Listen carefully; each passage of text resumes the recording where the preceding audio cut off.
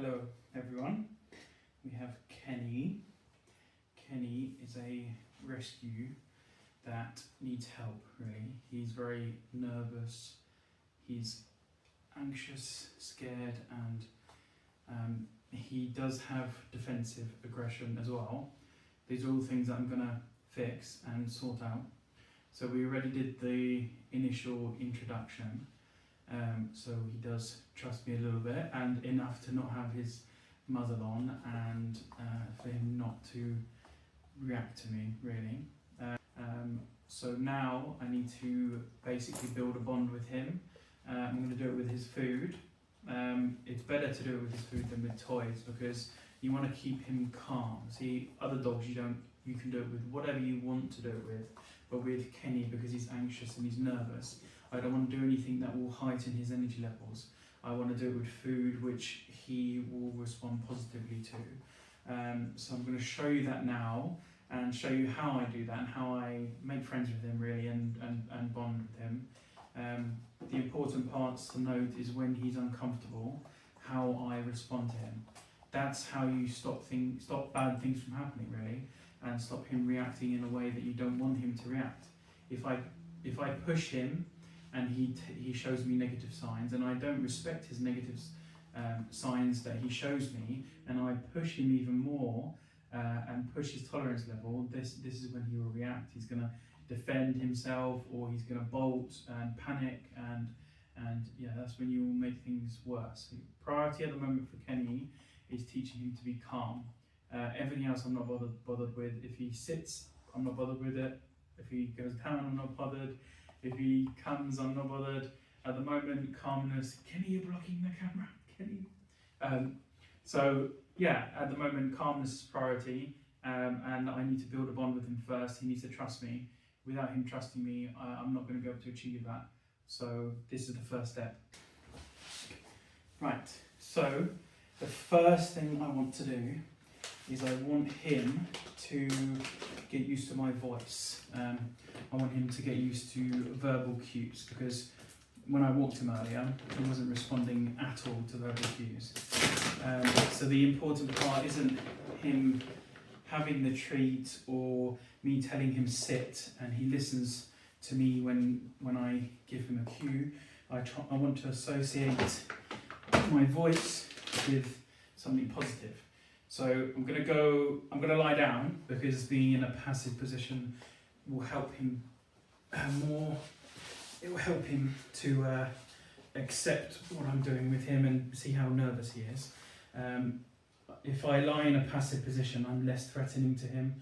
He will respond to me better, and he will react 10 times better. So, Kenny, good boy, good boy. Good boy. Kenny. Good boy. So the important part is associating the word. Kenny, you're blocking the camera. Kenny. Good boy. It's associating my voice and his name with a positive thing. You can do the same thing with a negative cue. So you say bad boy. So it works the same way, but for now we're just doing the positive side of things. When we're on a walk and he's pulling excessively, or he reacts to a dog, or he's nervous, I will use negative cues to get him to respond and to listen. But for now, we're just doing the positive side, because I want to build a bond with him. Kenny? Good boy.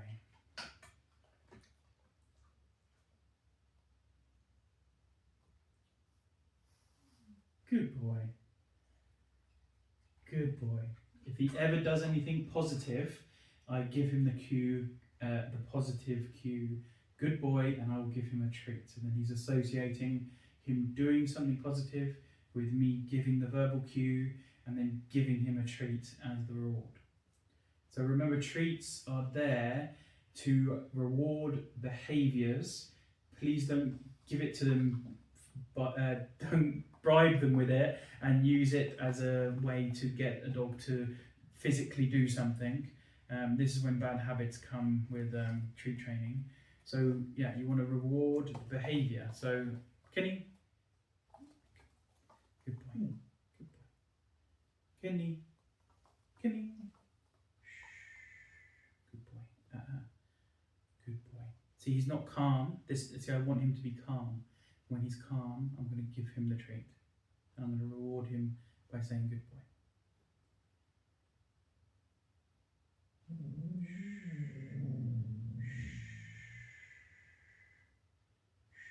He's very stressed, and that's why you can see him being vocal.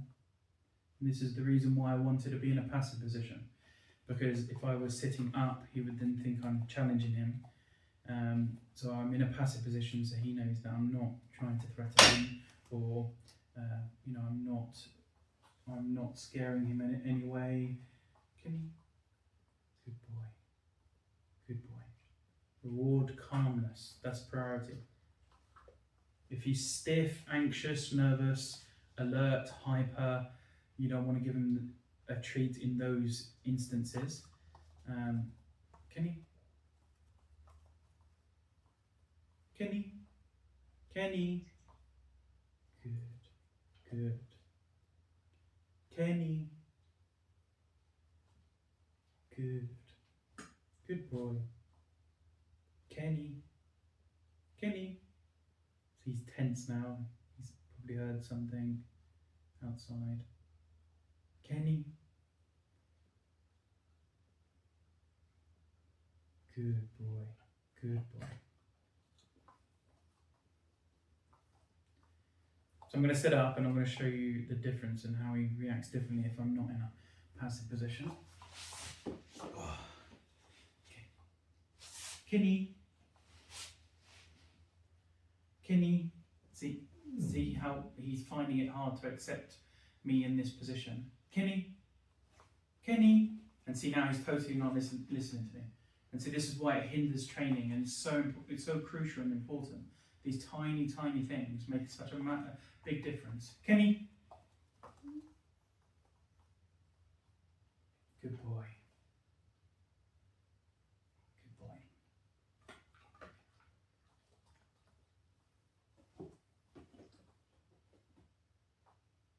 See how wary he is of me? I'm not sure if you're off camera there, but Kenny?